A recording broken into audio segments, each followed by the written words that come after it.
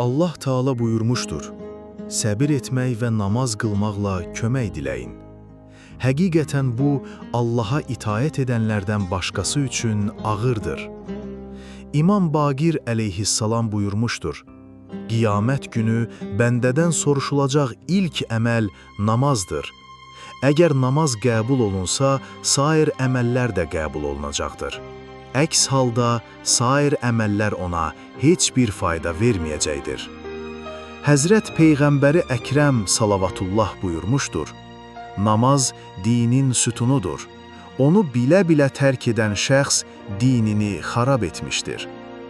Həzrət Peyğəmbəri Əkrəm salavatullah buyurmuşdur: Hər kəs namazını zay etsə, Allah Taala onu qiyamətdə Qarun, Firon və Hamanla məhşur edər. Vay olsun namazı tərk edən şəxsə!